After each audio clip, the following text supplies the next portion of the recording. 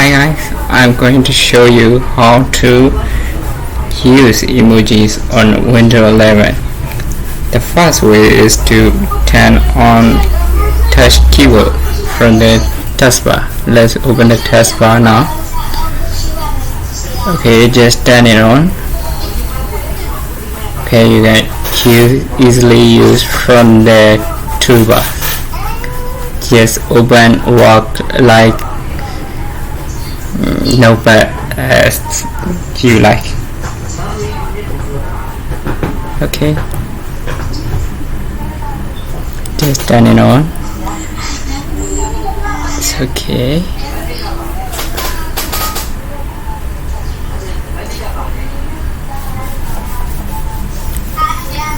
The second way is just only use keyboard from shortcut, that is Windows key plus semicolons or Windows key plus dots, just only this.